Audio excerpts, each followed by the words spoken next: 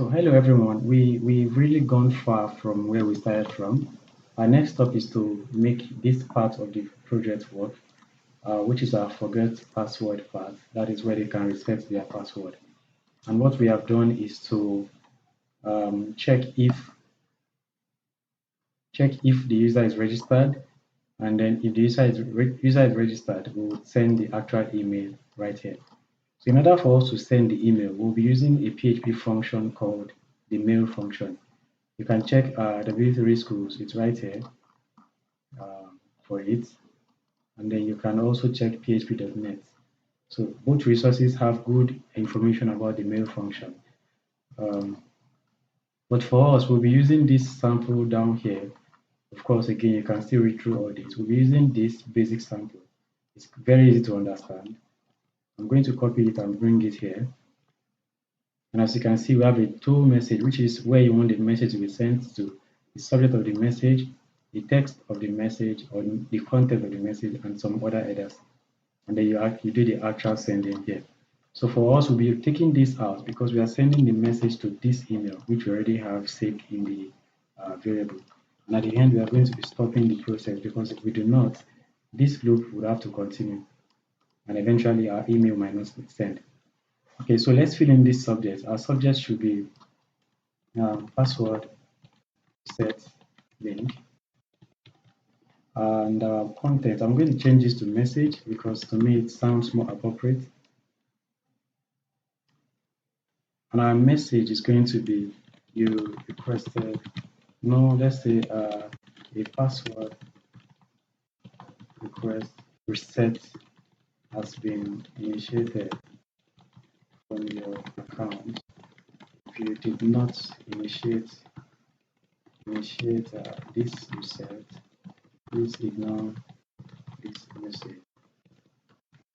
Otherwise, visit. So I'm going to be giving them the address they will visit, snh/reset.php, which we are still going to create. We don't have this page yet.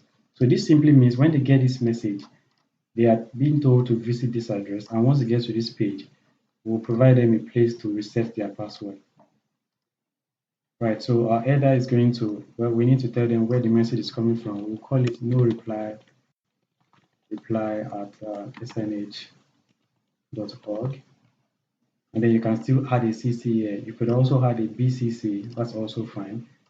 So let's just add a CC and call it, for myself, I guess, snh.org.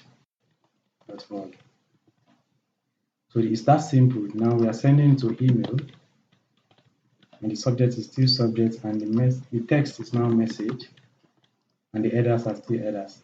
So let's just assign everything that we get from here to a variable and call that variable, which in my mind means I'm trying to send this email. Then I can do if try. That means if it was successful. I mean, if this was successful, it will return a true value. So if it's successful, I can send a success message here. Otherwise, display error message. Actually, this should be display too. So let's just take care of that now. It's that easy. Copy this and bring it right here. Our message is going to be password reset has been sent. Password reset has been sent to your email. And then we'll say this is their email. And we are sending them back to login, I guess. Yeah, let's send them back to login. Otherwise, we are copying. Let's copy this again and tell them something went wrong. We could not send email. Send password reset to. I mean, this is just a bunch of different things that don't really make much sense, but you get the idea. And we are sending them back to forgot.php because we want them to remain on this page to get this particular error. Right, so what we have done is to prepare a message and to use the mail function to test if it works, send them to the login page. If it doesn't work, display an error message. Let's just try this out and see what we get. We need to check the user that we have in our database. We have We have Mike. So let's try Mike. Let's say Mike is trying to initiate the password reset, and I'm clicking now. Something went wrong. We could not send the email to Mike. So that's what we are getting now. Right. In order for us to now find out what went wrong, we have no idea what went wrong. Sorry. So let's print out this error here. This is just for us to use, not for the user. The user does not care about all the errors I'm about to print out. So I'm going to try it again. And you can see we have the actual error that caused this. But handling errors like this is very important. Returning the proper error message to the user to make them feel at ease is also very important. If I was in a live site and I see something like this, I would never understand it if I was not a developer. I see a bunch of warning signs and I just feel like maybe somebody wants to hack me or something. So you need to undo errors when you are working on applications. Check if the action you are trying to perform works.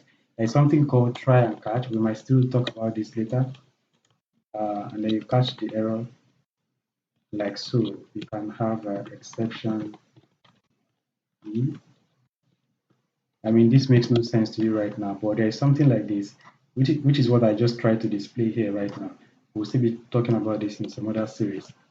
Okay, so let's find out why this is not working and try to fix it. The warning says that the mail function could not connect to any mail server. Obviously, you know we are working on a local host. If we were not working on a local host, this would have worked easily. So if you want to test that out, just put this put this whole application on a live server and test it out. It will work. But since we are on a local host, we need to configure our local host to be able to send email locally. Okay. In order for us to do that, we'll be using two tools. We'll be using what is called Mailtrap. You can get that at mailtrap.io, and then we'll be using SendMail. So let's just open Mailtrap now. I have an account on Mailtrap. Mailtrap is just a virtual email that you can easily create and use to test your applications. Because I don't like sending test emails to my normal email address. So I use Mailtrap for almost everything I do. And let me sign out so you can see how it looks before I sign in. So once you get here, you sign up if you don't already have an account. If you do, you can just log in from here, my username and password. And once you log in, you get a single mail box where you can use for all your tests. You can set up other test emails here, which are hardly clear. Let me just clear it now. Okay, so our inbox is free and everything is clear. And then you can see the information you need to configure your email sending here. I'm going to scroll down to PHP. Any of this PHP configuration will do because we don't really need the code. We just need the username and password. So I'll select this. And this is my username, password, and everything I need. So once you create this account, that's the first step. The next step is to look for what is called send mail application. Just Google send mail, and I'm sure usually the first or second. Yeah, it's the first one this time. So this is send mail. The instruction says download send mail, unzip it, and then copy it and do all this and all that and all that. So I'll be doing that now, and we'll be testing everything out. I've downloaded SendMail already. It's in my download folder. Where is my download folder? It's over here. Okay. And this is SendMail. And this is the unzipped SendMail. So once you unzip SendMail, well, I'll delete this to unzip for you so you see. It's not necessary, but it's fine. It doesn't take time. What am I doing? This is delete. And of course, this is supposed to be deleted too. So unzip this, extract or place it in the same folder. It doesn't really matter. So I've placed it here. This is the unzipped folder. What you do now is to copy this folder and bring it to your WAMP server right here, right in here. Actually, it could be anywhere, but I prefer to bring it here. Now, the next step is to, in your WAMP server configuration, go ahead and enter into bin. You would also see Apache inside. and double click that and open it, then go into the bin of that folder and search for phpmy.ini, which is this file right here. I'm going to open that file with my text editor. We need to do certain configurations in it. Then I'm going to search for SMTP. So this is it. If this is commented, just uncomment it this way. Add this that you got from Mailtrap to it, which is this right here, which is the host from Mailtrap. The next step is to open the port. If it is commented out, uncomment it. If it is not there, just add it yourself. The port that Mailtrap is asking us to use is 2525, so add that. And then the next step is to have our from email, add whatever you want to be there. And then these two, actually this is not important here, just let that go. Okay, so this is all we need to set in PHP-admin. You need to set these two. Okay, the next step now is to go back to our send mail and do some configuration in there too. Our send mail that is right here, which is this. Open up sendmail.ini. I'm going to use my text editor to open that, VS Code. And in here, you can see other configurations that you need to do. First is the port, change this to 2525, just like we have for the other one. The SMTP server is this server here, copy it and use that again. So I'm not really entirely sure if doing just this would make it work, but I mean, there's nothing wrong with doing both. Forget about the rest. Come down here and enter your username and password, which is these two items here. So copy the username,